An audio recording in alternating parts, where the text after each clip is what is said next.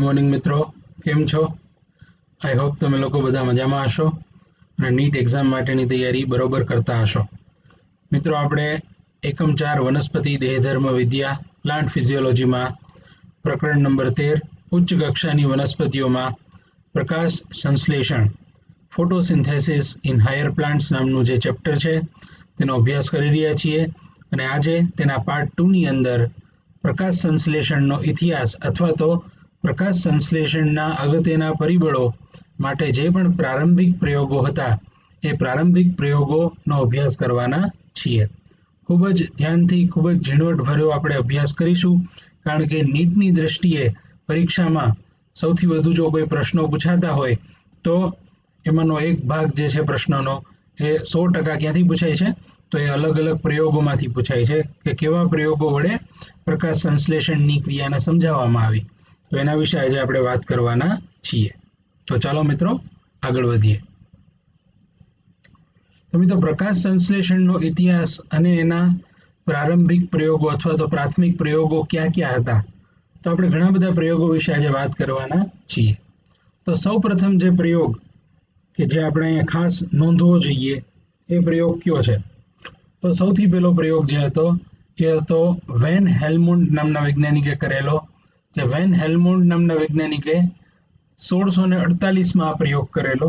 મિત્રો, આ જે પ્રયોગ હતો તે કયા પ્રકારનો પ્રયોગ હતો?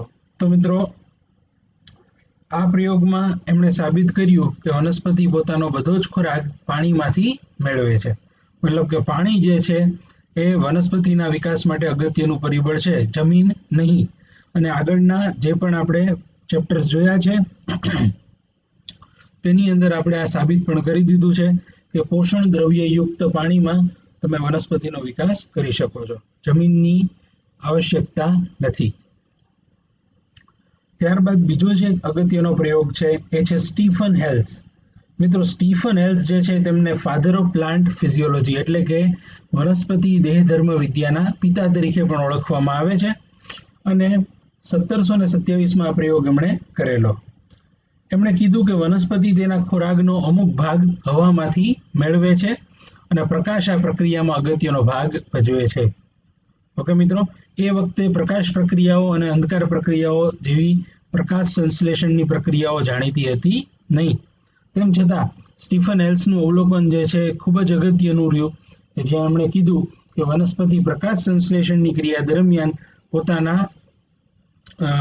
પોતાની પ્રક્રિયા માટે ખોરાકનો અમુક ભાગ જે છે તે ક્યાંથી મેળવે છે? હવામાંથી મેળવે છે અને પ્રકાશ આ પ્રક્રિયામાં અગત્યનો ભાગ ભજવે છે. ઓકે મિત્રો, ત્યારબાદ ત્રીજો ખૂબ અગત્યનો પ્રાથમિક પ્રયોગ જે ગણવામાં આવે છે કે જેણે ખૂબ જ અગત્યની સમજૂતી આપી, તો એ પ્રયોગ છે જોસેફ પ્રિસ્ટલેનો પ્રયોગ. જોસેફ પ્રિસ્ટલેનો પ્રયોગ જે 1772માં કરવામાં આવ્યો, તેમાં જોસેફ પ્રિસ્ટલેએ કઈ વાત કરી મિત્રો?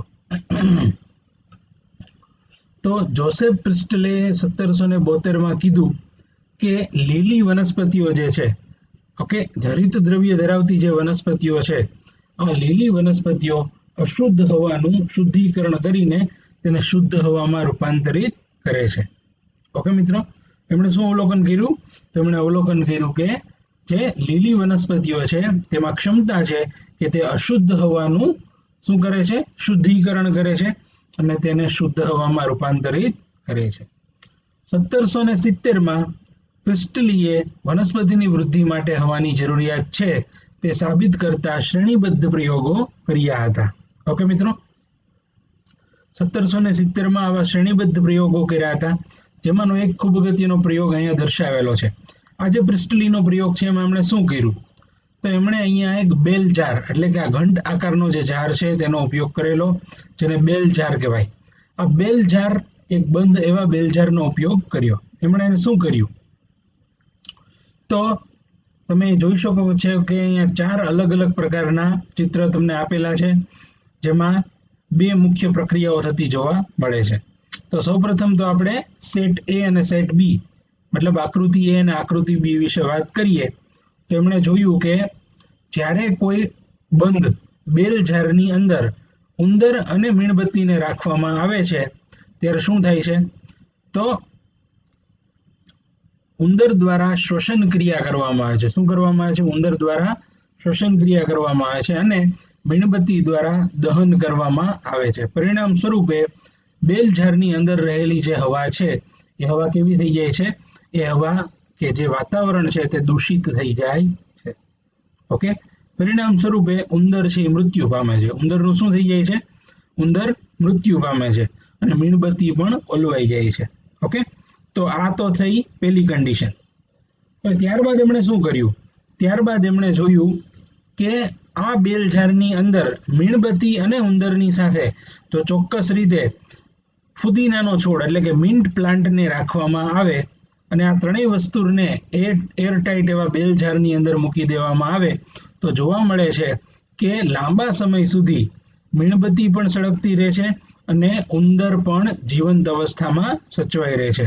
આના પરથી જે પ્રિસ્ટલી હતા એમણે શું તારણ કાઢ્યું? તો એમણે તારણ કાઢ્યું કે લીલી વનસ્પતિ દ્વારા વાતાવરણમાં રહેલી અશુદ્ધ હવાનું શુદ્ધિકરણ કરવામાં આવે છે અને તેને શુદ્ધ હવામાં બદલી નાખવામાં આવે છે। તેથી તો કદાચ ઉંદર છે એ અહીંયા જીવતો રહી જાય છે। તો આ થયો જોસેફ પ્રિસ્ટલીનો પ્રયોગ। ઓકે મિત્રો, ખૂબ અગત્યનો પ્રયોગ છે, ખાસ આને આપણે ધ્યાનમાં રાખીશું। મિત્રો, આ એક ખૂબ અગત્યનું આપણે અહીંયા વાત કરી રહ્યા છીએ કે જોસેફ પ્રિસ્ટલીએ જે પ્રયોગ કર્યો તો એક એનિમેશનની મદદથી આપણે જોઈએ કે જોસેફ પ્રિસ્ટલીએ 1970ના દાયકામાં જે ઓક્સિજન વાયુ છે શોધી કાઢ્યો, જોકે એનું નામ ત્યારે જાણીતું હતું નહીં। તો શરૂઆતના તબક્કે અહીંયા દર્શાવ્યું છે એમ જોસેફ પ્રિસ્ટલીએ ઘણા બધા રાસાયણિક પ્રયોગો કરેલા કે જેમાં મર્ક્યુરિક ઓક્સાઇડ જેવા ગેસનો ઉપયોગ કરેલો અને ત્યારબાદ એમણે એક આ પ્રયોગ પણ કરેલો કે જ્યાં એમણે શું કર્યું? તો મર્ક્યુરિક ઓક્સાઇડ જે છે તેની હાજરીમાં ચોક્કસ રીતે એમણે ઉંદરની જીવંત અવસ્થા જળવાઈ છે કે નહીં એ જોયું। તમે જોઈ શકો છો અહીંયા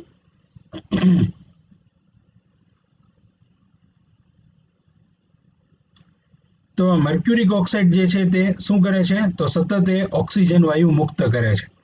તો અહીંયા જે કન્ડિશન દર્શાવવામાં આવી હતી એમાં જોયું કે જે ચંબુની સાથે મર્ક્યુરિક ઓક્સાઇડ જોડાયેલો છે એ ચંબુમાં શું જોવા મળ્યું? એ ચંબુની અંદર જે ઉંદર છે એ જીવંત અવસ્થામાં જળવાઈ રહે છે। ફરીથી મિત્રો જુઓ અહીંયા મર્ક્યુરિક ઓક્સાઇડ છે એ શું મુક્ત કરે છે? ઓક્સિજન વાયુ મુક્ત કરે છે, જેથી મીણબત્તીમાં દહનની પ્રક્રિયા શરૂ રહે છે અને એ જ રીતે પ્રાણવાયુ મળતા આ જે ઉંદર છે એ પણ જીવંત અવસ્થામાં જળવાઈ રહે છે।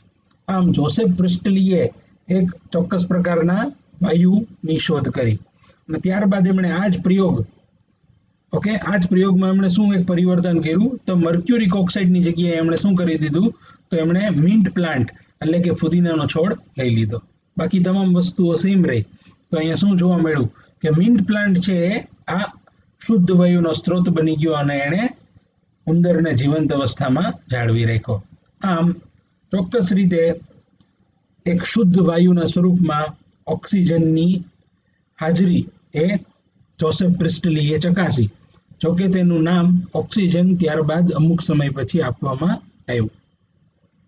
તો અહીં તમે જોઈ શકો છો કે જોસેફ પ્રિસ્ટલીએ આ સ્પેશિયલ ગેસ શોધી કાઢ્યો અને ત્યારબાદ એન્ટોની લેવોઇઝર નામના વૈજ્ઞાનિકે તેને ઓક્સિજન નામ આપ્યું।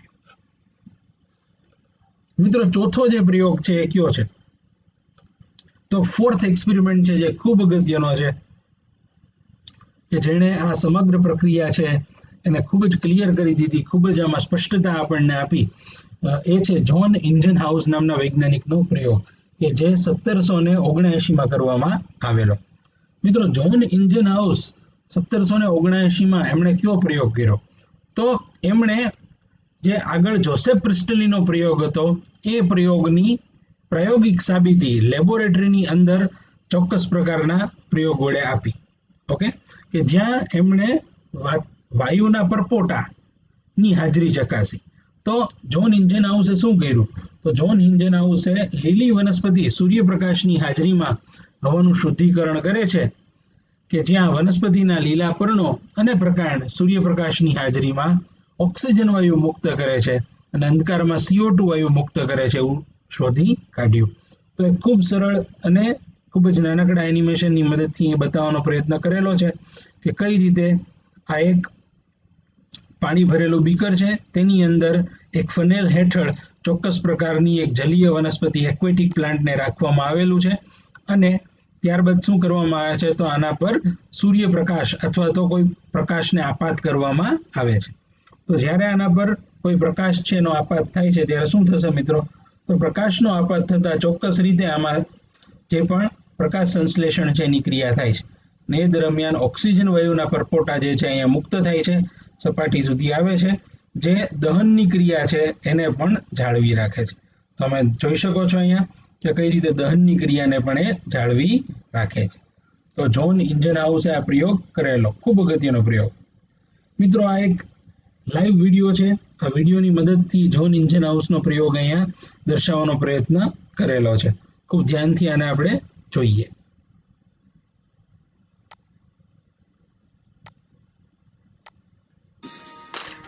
Time for a demo here.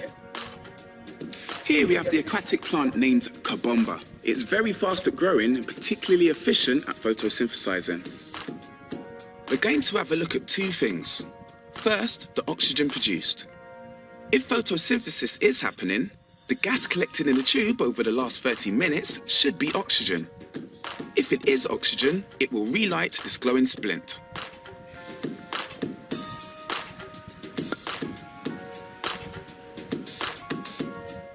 Wicked. Second thing, light. The good thing about using underwater plants is that you can actually see the oxygen being produced. The amount of bubbles coming out the stem of the plant are a good indication of the rate of photosynthesis. But what happens if we reduce the light intensity?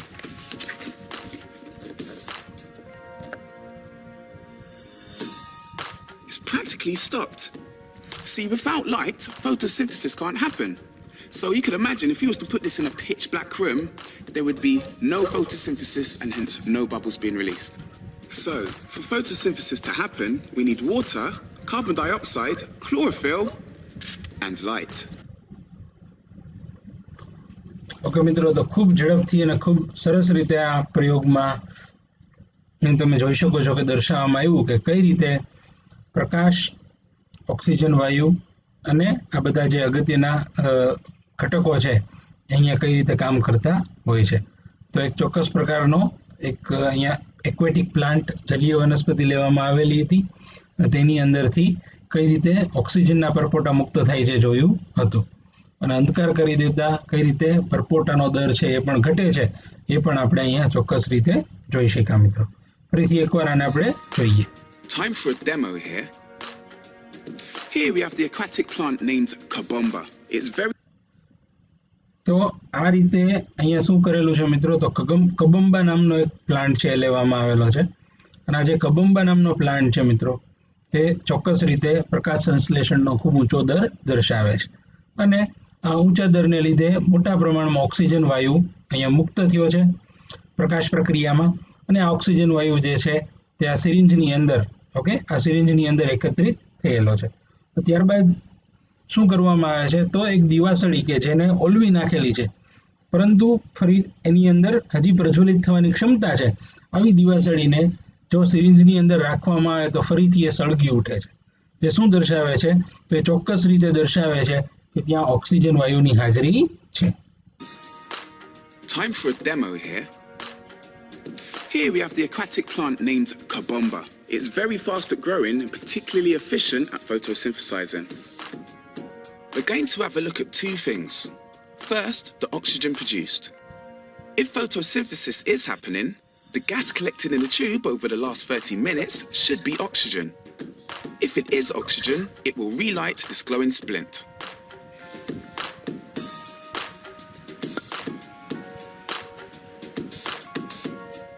Wicked. Second thing, light. The good thing about using underwater plants is that you can actually see the oxygen being produced. The amount of bubbles coming out the stem of the plant are good.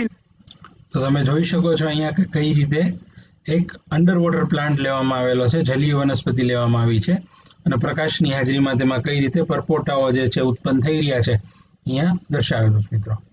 અને આગળ જતા જ્યારે અંધકાર કરવામાં આવે છે ત્યારે પરપોટાનો જે દર છે એ ખૂબ ઘટી જાય છે એ પણ અહીંયા તમને દર્શાવેલું.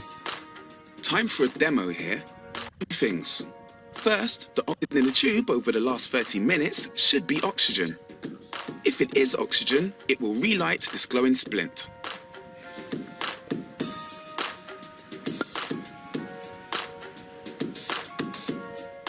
Wicked. Second thing, light. The good thing about using underwater plants is that you can actually see the oxygen being produced. The amount of bubbles coming out the stem of the plant are a good indication of the rate of photosynthesis. But what happens if we reduce the light intensity?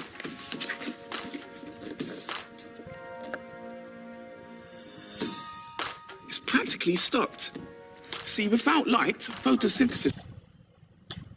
તો તમે જોઈ શક્યા મિત્રો કે કઈ રીતે જ્યારે પ્રકાશની તીવ્રતાને ઘટાડવામાં આવી ત્યારે પ્રકાશ સંશ્લેષણનો દર ઘટતા ઓક્સિજન વાયુના પરપોટાની માત્રા પણ ઘટી ગઈ. ઓકે મિત્રો, તો આઈ હોપ તમને આ પ્રયોગ પરથી સમજાઈ ગયું હશે કે જ્હોન ઇન્જનહાઉસ છે એમણે ખૂબ જ સરળ સમજૂતી વડે ઓક્સિજન વાયુની મુક્તિ પ્રકાશ સંશ્લેષણમાં કેમ થાય છે આપણને સમજાવી દીધું. ઓકે, તો જો આપણને આ પ્રયોગ સમજાણો હોય તો એક પ્રાયોગિક નમૂનો આપણે અહીંયા જોઈ શકીએ. તો આ પ્રાયોગિક નમૂનો કઈ રીતે કામ કરે છે સમજીએ આપણે. તો મિત્રો આ એક વનસ્પતિ છે જેને કહેવાય છે ઇલોડિયા. ઇલોડિયા નામની આ એક અંડર વોટર પ્લાન્ટ છે, એટલે કે જલીય વનસ્પતિ છે જે નિમગ્ન અવસ્થામાં રહે છે, ડૂબેલી અવસ્થામાં રહે છે. તો અહીંયા શું કરવામાં આવેલું છે મિત્રો? તો અહીંયા દેખાડવામાં આવેલું છે કે આ પ્રકાશનો સ્ત્રોત છે અને પ્રકાશનો સ્ત્રોત જેમ જેમ વનસ્પતિની નજીક લઈ જવામાં આવે છે, નિકટ લઈ જવામાં આવે છે, એમ પ્રકાશ સંશ્લેષણનો દર વધે છે. ઓકે, અને જેમ એને દૂર રાખવામાં આવે છે એમ પ્રકાશ સંશ્લેષણનો દર ઘટે છે. તો કઈ રીતે આ કામ કરે છે આપણે અહીંયા જોઈએ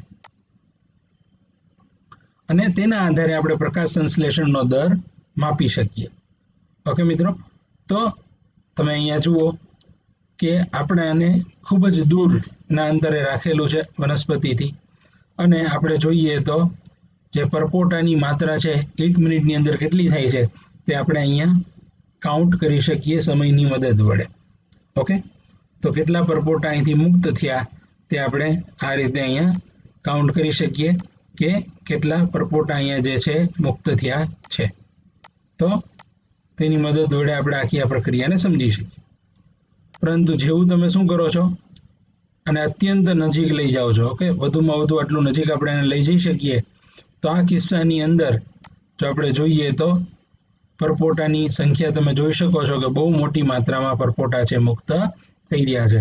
તો તેના આધારે આપણે ચોક્કસ સમયમાં કેટલા પરપોટા મુક્ત થયા તે આ રીતે કાઉન્ટ કરી શકીએ. ઓકે મિત્રો, તો આઈ હોપ તમને સમજાઈ ગયું હશે કે કઈ રીતે પ્રકાશની મદદ વડે અને પ્રકાશની તીવ્રતામાં ફેરફાર કરીને આપણે પ્રકાશ સંશ્લેષણનો દર જે છે તે માપી શકીએ. ઓકે મિત્રો, તો આ રીતે ખૂબ સરસ આ એક પ્રાયોગિક નમૂનો છે જેના વડે આપણે આને સમજી શક્યા.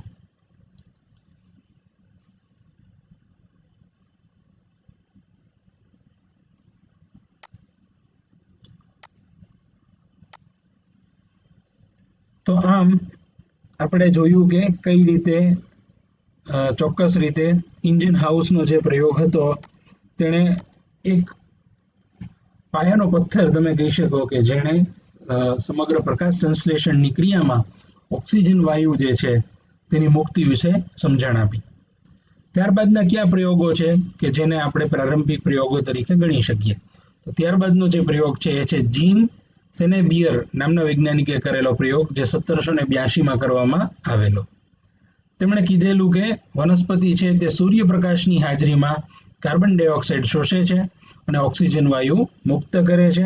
અને તેણે એવું પણ સૂચવ્યું કે ઓક્સિજન વાયુનો ઉદ્ભવ એ કાર્બન ડાયોક્સાઇડના શોષણના દર ઉપર આધાર રાખે છે.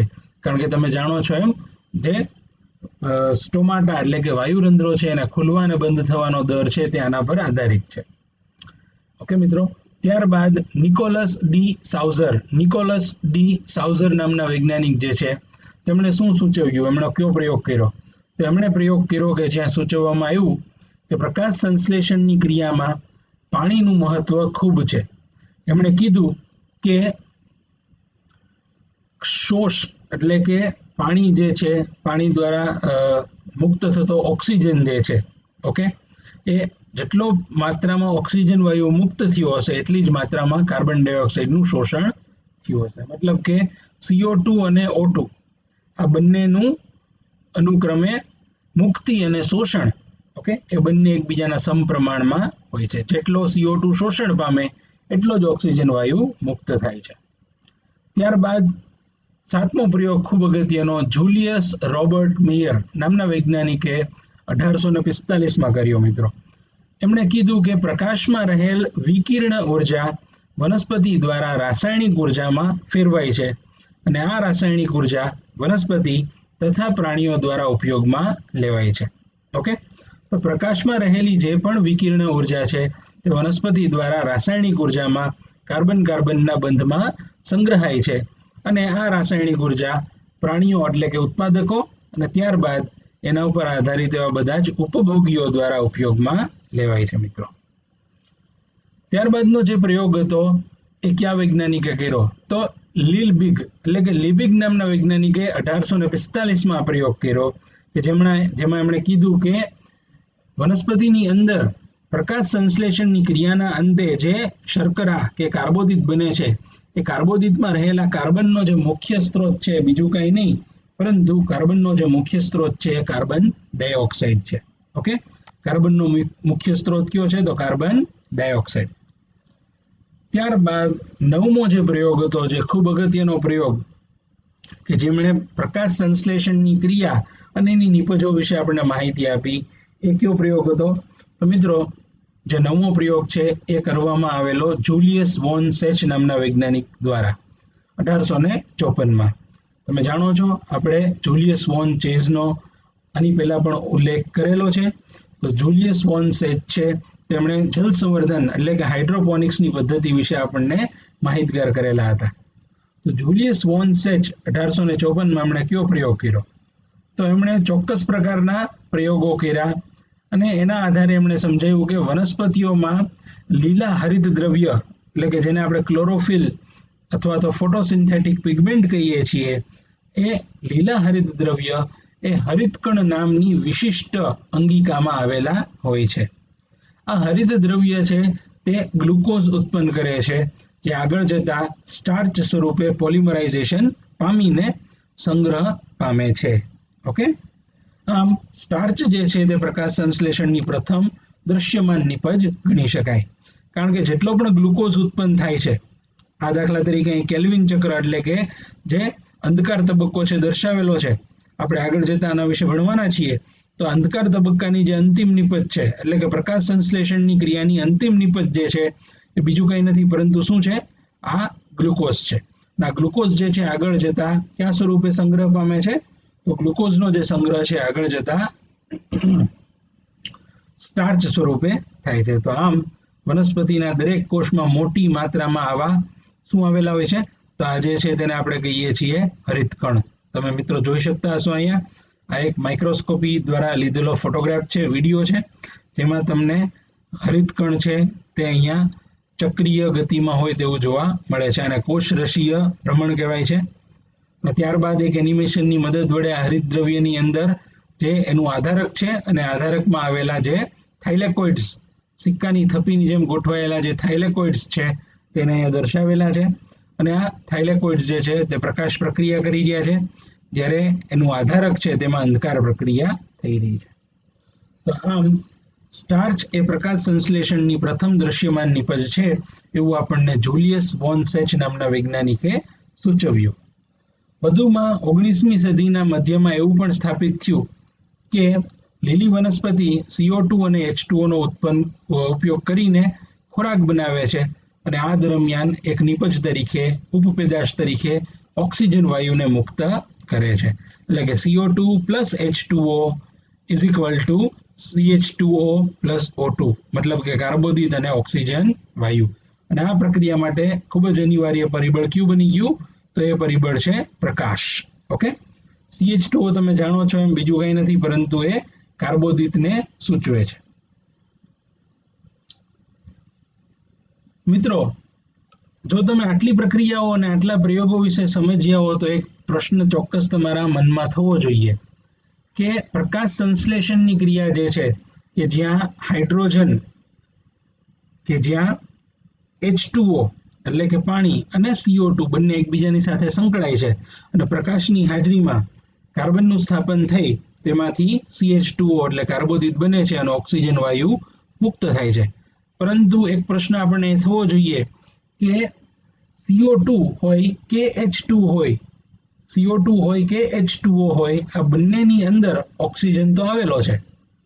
તો આ પ્રક્રિયા એટલે કે પ્રકાશ સંશ્લેષણની ક્રિયા જ્યારે પૂર્ણ થાય ત્યારે પ્રાપ્ત થતો જે ઓક્સિજન વાયુ છે એ વાસ્તવમાં કયો ઓક્સિજન છે?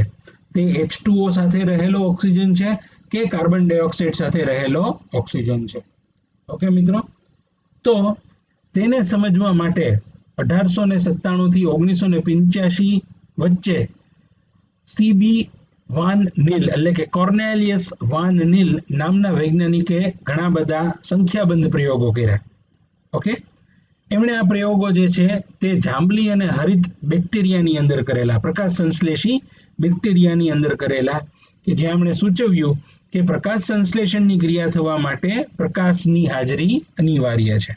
ઓકે, એમણે કીધું કે પ્રકાશ સંશ્લેષણની ક્રિયા દરમિયાન ઓક્સિડાઇઝેબલ સંયોજન દ્વારા મળેલ જે હાઇડ્રોજન છે તે કાર્બન ડાયોક્સાઇડમાંથી કાર્બોદિતમાં નિર્માણમાં વપરાય છે. મતલબ કે કાર્બન ડાયોક્સાઇડમાંથી જે કાર્બન મળે છે એ, ઓકે, એની સાથે ઓક્સિડાઇઝેબલ સંયોજનો છે એ જોડાઈ જાય છે અને ત્યારબાદ એમાંથી કાર્બનનું સ્થાપન થઈ અને કાર્બોદિત બને છે.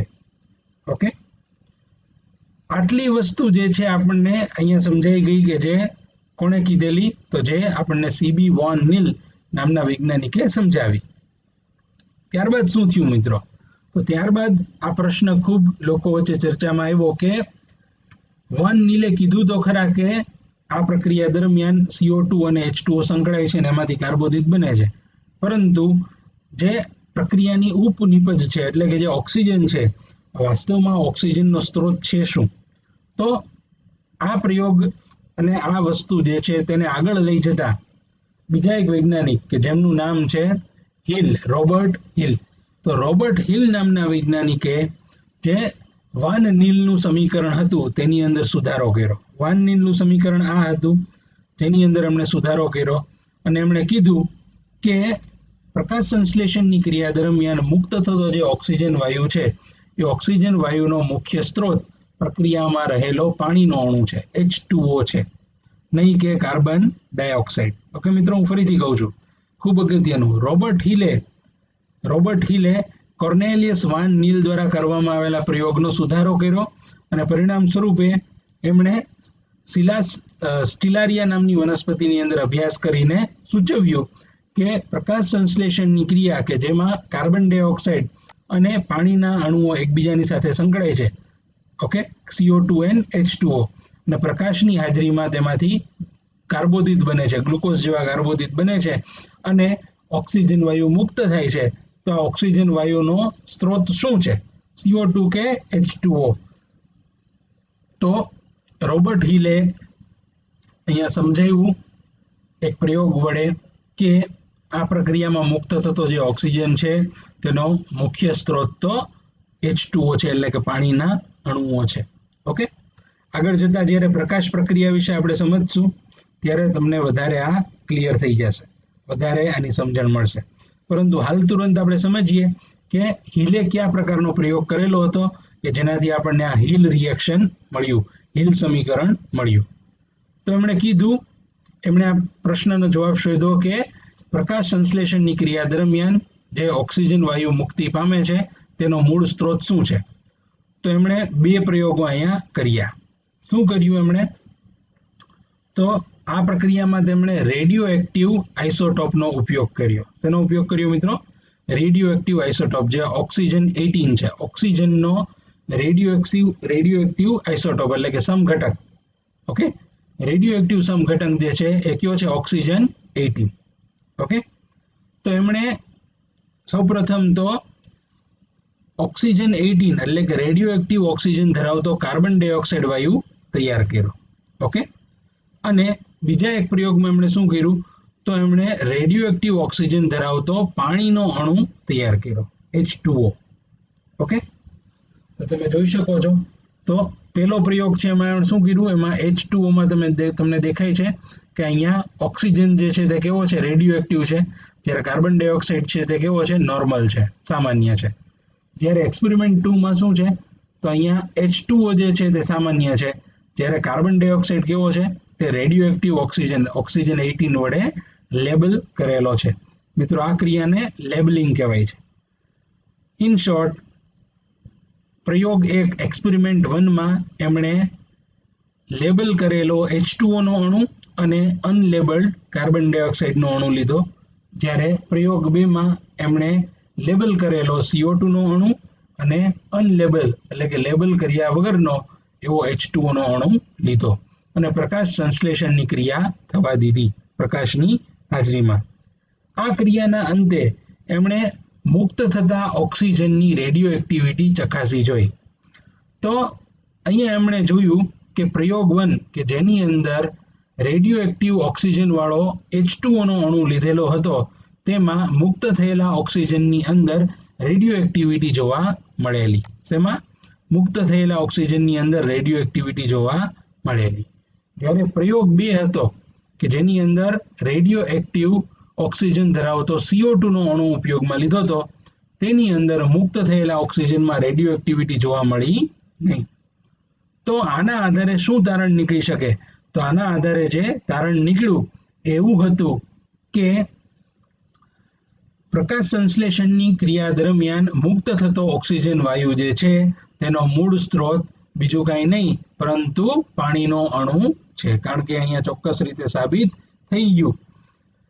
કારણ કે આ પ્રક્રિયા દરમિયાન જોયું તમે કે જ્યાં CO2 લેબલ કરેલો હતો ત્યાં ઓક્સિજન છે તે રેડિયો એક્ટિવિટી ધરાવતો નથી, અને જ્યાં H2O લેબલ કરેલો હતો ત્યાં ઓક્સિજન રેડિયો એક્ટિવિટી ધરાવે છે. મતલબ કે આ ઓક્સિજન કયો છે, જે H2O માં હતો એ જ છે, જેણે સાબિત કરી દીધું કે પ્રકાશ સંશ્લેષણની ક્રિયા બાદ મુક્ત થતો જે ઓક્સિજન વાયુ છે તેનો મૂળ સ્ત્રોત બીજું કાંઈ નહીં પરંતુ પાણીના અણુઓ છે. ખૂબ અગત્યનું મિત્રો. ત્યારબાદનો જે પ્રયોગ હતો એ તો મેલ્વિન કેલ્વિન નામના વૈજ્ઞાનિકે કરેલો પ્રયોગ 1954માં. મેલ્વિન કેલ્વિન વિશે તમે જાણો છો, જેમણે કેલ્વિન સાયકલ કે જેને આપણે અંધકાર તબક્કો અથવા તો C3 તબક્કા તરીકે ઓળખીએ છીએ તે તબક્કો આપણને આપ્યો. ઓકે, તો એમણે રેડિયો એક્ટિવ કાર્બનની મદદ વડે, રેડિયો આઇસોટોપની મદદ વડે શું કર્યું, અંધકાર પ્રક્રિયા સાથે સંકળાયેલ કાર્બનના પથનો અભ્યાસ કર્યો, કાર્બનમાં કેવા કેવા ફેરફારો આવે છે એનો અભ્યાસ કર્યો, અને ત્યારબાદ C3 પથ એટલે કે કેલ્વિન પથ, જેને અંધકાર તબક્કો પણ કહેવાય છે, એ અંધકાર તબક્કાને આપણને સમજાયો. ઓકે, જેના માટે તેમને નોબેલ પારિતોષિક પણ એનાયત કરવામાં આવેલું છે. ત્યારબાદ 12મો પ્રયોગ મિત્રો એ છે હુબેર, માઇકેન અને ડેઇઝનહોફર નામના વૈજ્ઞાનિક દ્વારા 1985માં કરવામાં આવેલો. મિત્રો તેમણે શું કર્યું, તો તેમણે જાંબલી પ્રકાશ સંશ્લેષણ બેક્ટેરિયા સ્ટ્રોડોથ્યુમોનાસ વિનિડિસ નામના જીવાણુમાંથી પ્રકાશ સંશ્લેષણની પ્રક્રિયાના હેતુનું સંશોધન કર્યું. ઓકે, તો એમણે પ્રકાશ સંશ્લેષી જીવાણુ સ્ટ્રોડોથ્યુમોનાસ વિનિડિસ એની અંદર શું કર્યું, તો આ એક પર્પલ જીવાણુ છે, જાંબલી જીવાણુ છે, તેની અંદર પ્રકાશ સંશ્લેષણની ક્રિયાના હેતુનું સંશોધન કર્યું અને એક્સરે ની મદદ વડે તેની રચનાનું વિશ્લેષણ કર્યું. જેના માટે 1988ની અંદર તેમને રસાયણ વિજ્ઞાનનું કેમિકલ સાયન્સમાં નોબેલ પારિતોષિક એનાયત કરવામાં આવેલું. તો CB1 નીલ અને હિલ રિએક્શનના જે પ્રયોગો હતો કે જેમાં ખાસ કરીને ઓક્સિજન વાયુનો સ્ત્રોત દર્શાવવામાં આવેલો હતો, તેને પ્રયોગ વિશેનો એક ખૂબ સરસ આ વિડીયો છે, તેને આપણે સમજીએ મિત્રો.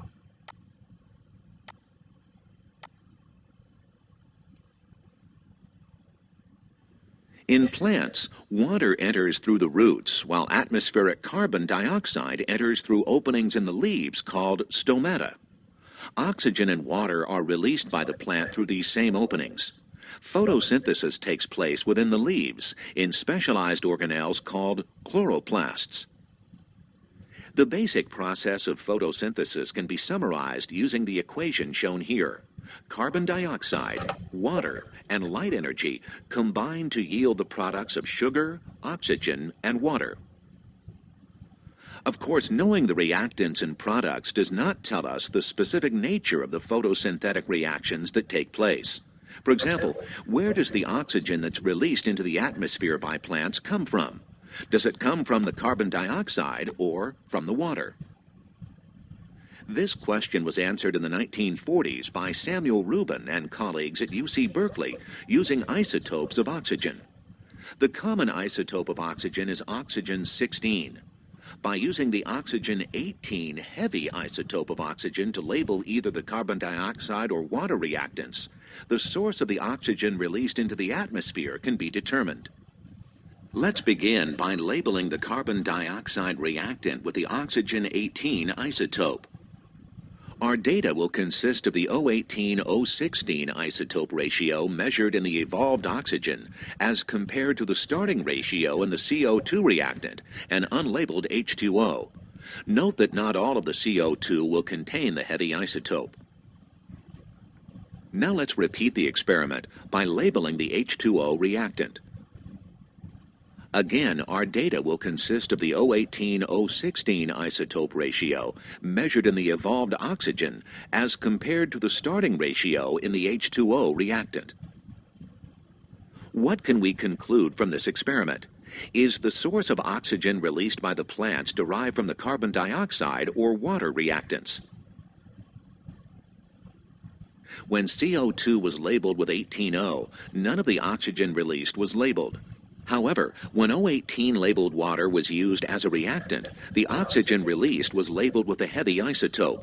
Therefore, the source of the oxygen in the O2 released by the plant is water.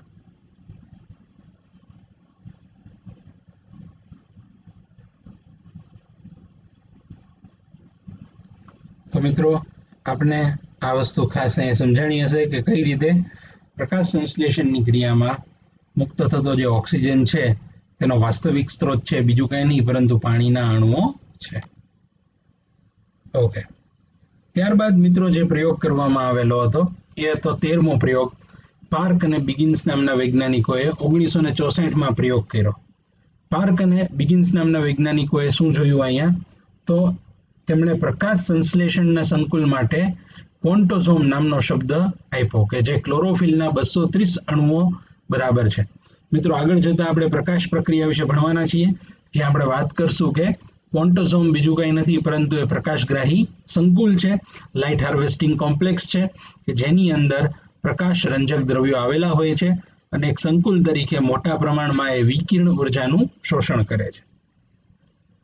ત્યારબાદ 14મો જે પ્રયોગ છે મિત્રો એ છે રૂબેન, હસીડ અને કેમેન નામના વૈજ્ઞાનિકોએ પ્રયોગ કર્યો આ કે જેમાં રેડિયો આઇસોટોપિક ઓક્સિજન એટલે કે ઓક્સિજન 18 નો ઉપયોગ કરીને પ્રાયોગિક રીતે એમણે ફરી પાછી એ જ જે પ્રાયોગિક પુરાવાઓ હતા એની પુનઃ ચકાસણી કરી અને એમણે કીધું કે પ્રકાશ સંશ્લેષણ દરમિયાન ઉત્પન્ન થતો જે ઓક્સિજન છે એ વાસ્તવમાં પાણીના અણુઓમાંથી જ ઉત્પન્ન થાય છે.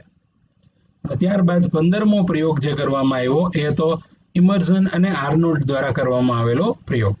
મિત્રો આ બંને વૈજ્ઞાનિકોએ ક્લોરેલા નામની એક કોષીય લીલ ઉપર આનો અભ્યાસ કર્યો અને તેની અંદર પ્રકાશ સંશ્લેષણની ક્રિયાનો અભ્યાસ કરીને તેમણે 2 રંજક દ્રવ્ય તંત્રની સંકલ્પના એટલે કે ફોટોસિસ્ટમ 1 અને ફોટોસિસ્ટમ 2 તરીકે ઓળખાતા 2 રંજક દ્રવ્ય તંત્રો કે જેના વિશે આપણે પ્રકાશ પ્રક્રિયામાં ભણવાના છીએ તેની સંકલ્પના આપણને આપી. ઓકે, તો આ પ્રયોગો ખૂબ અહીંયા અગત્યના હતા. મિત્રો 16મો પ્રયોગ કે જે અલગ રીતે આપણે અહીંયા દર્શાવેલો છે, ખૂબ અગત્યનો મોસ્ટ ઇમ્પોર્ટન્ટ પ્રયોગ. TW એન્જલમેન નામના વૈજ્ઞાનિક, TW એન્જલમેન નામના જે વૈજ્ઞાનિક હતા તેમણે મિત્રો આ પ્રયોગ કર્યો. એમણે શું કર્યું મિત્રો? તો TW એન્જલમેન જે હતા તેમણે 1843 ને 1909 વચ્ચે જેમનો જીવનકાળ હતો તે દરમિયાન એમણે સફેદ પ્રકાશ કે જે સૂર્યપ્રકાશ છે તેનું પ્રિઝમની મદદ વડે સફેદ પ્રકાશનું એમણે એક વર્ણપટની અંદર વિભાજન કર્યું. ઓકે, અને ત્યારબાદ તેને હરિત લીલ એટલે કે લીલ જે લીલી જે આલ્ગી છે જે લીલ છે, ઓકે, એ હરિત લીલ કે જે ક્લેડોફોરા કે કોઈ પણ આવી સ્પાઇરોગાયરા જેવી લીલ છે તેના ઉપર આ જે દ્રશ્ય પ્રકાશનો વર્ણપટ આપણને પ્રાપ્ત થયો તે આપાત કર્યો. ઓકે, ત્યારબાદ આ જે લીલી લીલ હતી, ઓકે, ત્યારબાદ જે આ ચોક્કસ પ્રકારની સ્પાઇરોગાયરા નામની લીલ હતી તેના ઉપર જેવો આ દ્રશ્ય પ્રકાશનો વર્ણપટ આપાત કરવામાં આવ્યો કે જે જાનીવાલી પીનારા હતો, ઓકે, વિબગ્યોરના સ્વરૂપમાં હતો, તો અલગ અલગ તરંગ લંબાઈના પ્રકાશ એ આ સ્પાઇરોગાયરા નામની લીલ ઉપર આપાત થયા અને તેના હરિતકણો કે જે આવા સ્પાઇરલ કુંતલ આકારના હરિતકણો છે તેની અંદર ચોક્કસ રીતે પ્રકાશ સંશ્લેષણની ક્રિયા, પ્રકાશ પ્રક્રિયા થવા લાગી. ત્યારબાદ એન્જલીમેન જોવા માંગતા હતા કે કયા પ્રકાશની હાજરીમાં પ્રકાશ સંશ્લેષણની ક્રિયાનો દર સૌથી ઊંચો હોય છે અને તેમાં સૌથી વધુ માત્રામાં ઓક્સિજન પણ મુક્ત થતો હશે. ઓકે, જો દર ઊંચો હોય તો ઓક્સિજનની માત્રા પણ વધારે હશે. તો એમણે શું કર્યું? તો એમણે જારક પ્રકારના બેક્ટેરિયા, જારક પ્રકારના જીવાણુઓનો ઉપયોગ કર્યો અને આવા જારક જીવાણુઓ છે તેની વસાહતોને આ લીલની વસાહતો ઉપર સ્થાપિત થવા માટે સમય આપ્યો.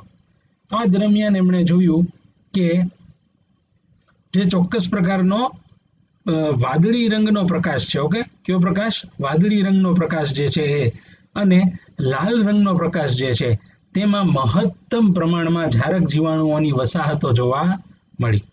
ઓકે, જે એરોબિક પ્રકારના એટલે કે જારક પ્રકારના જીવાણુઓ હતા તેઓની મહત્તમ વસાહતો આપણને ક્યાં જોવા મળી?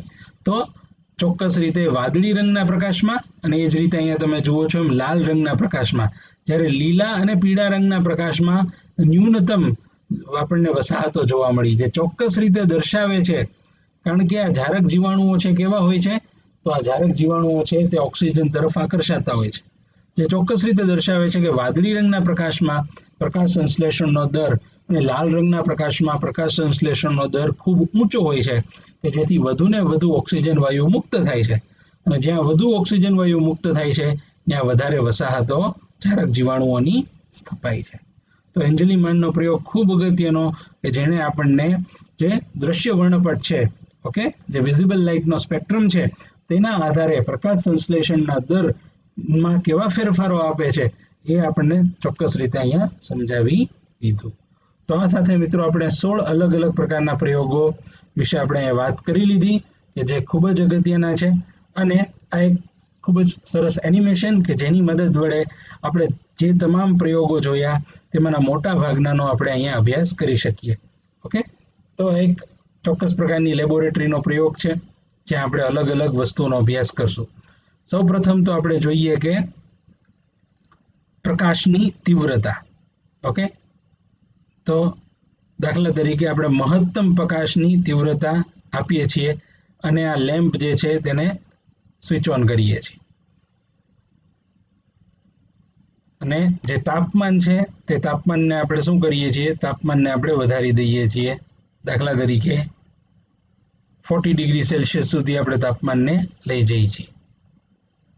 હવે આપણને જોવા મળે છે કે ઊંચા તાપમાને અને ચોક્કસ રીતે પ્રકાશની હાજરીમાં જે પ્રકાશ સંશ્લેષણની ક્રિયા થાય છે જેને લીધે તમે જોઈ શકો છો કે બબલ્સ એટલે કે જે પાણીના અંદરમાંથી ઓક્સિજન વાયુના પરપોટાઓ છે બહાર આવી રહ્યા છે, તમે જોઈ શકો છો.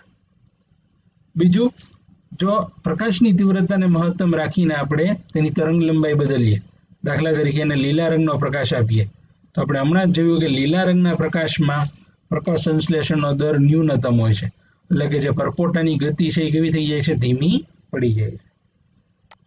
એ જ રીતે જો એને વાદળી રંગનો પ્રકાશ આપવામાં આવે તો પરપોટાની ગતિ ખૂબ જ વધી જાય છે. તમે જોઈ શકો છો ખૂબ ઝડપથી પરપોટાઓ ઉપર આવે છે. એ જ રીતે એને સફેદ રંગનો પ્રકાશ આપવામાં આવે તો પણ તે ઊંચા પ્રમાણમાં પ્રકાશ સંશ્લેષણનો દર આપણને દર્શાવે છે. મિત્રો, તાપમાનની અસર પણ તમે ચોક્કસ રીતે જોઈ શકો કે જો તાપમાન નીચું હોય તો ચોક્કસ રીતે પ્રકાશ સંશ્લેષણનો દર છે તે ખૂબ ઊંચો રહે છે. તો તાપમાન વધવાની સાથે પ્રકાશ સંશ્લેષણના દરમાં ફેરફારો થતા હોય. ઉપરાંત મિત્રો આપણે શું જોઈ શકીએ છીએ? તો કાર્બન ડાયોક્સાઇડની સાંદ્રતા. ઓકે, તો કાર્બન ડાયોક્સાઇડની સાંદ્રતા જો ઘટાડવામાં આવે અને તેની સાંદ્રતા વધારવામાં આવે તો શું ફરક પડે છે? તો કાર્બન ડાયોક્સાઇડની ઊંચી સાંદ્રતા જ્યારે હોય ત્યારે મુક્ત થતો જે ઓક્સિજન વાયુ છે તેનું પ્રમાણ ઘટે છે અને જ્યારે કાર્બન ડાયોક્સાઇડની નીચી સાંદ્રતા હોય ત્યારે મુક્ત થતા ઓક્સિજન વાયુનું પ્રમાણ વધારે હોય છે. ઓકે મિત્રો, તો આવા તારણો આપણે અહીંયા કાઢી શક્યા અને તેના આધારે આપણે અલગ અલગ પ્રકારના પ્રયોગોનો અભ્યાસ કરી લીધો. મિત્રો, આવતું લેક્ચર જે છે તેની અંદર ચોક્કસ રીતે આપણે આગળ વાત કરવાના છીએ કે કઈ રીતે પ્રકાશ સંશ્લેષણની ક્રિયા જે છે તેમાં ઉચ્ચ કક્ષાની વનસ્પતિઓમાં કેવા કેવા અલગ અલગ ઘટકો આપણને જોવા મળે છે. ઓકે મિત્રો, તો આજની આ ચર્ચામાં આપણે અહીંયા સુધી વાત કરીએ છીએ. આવતા લેક્ચરની અંદર આપણે ચોક્કસ રીતે ઉચ્ચ કક્ષાની વનસ્પતિમાં પ્રકાશ સંશ્લેષણ કેમ થાય છે એના અગત્યના મુદ્દાઓ સમજશું.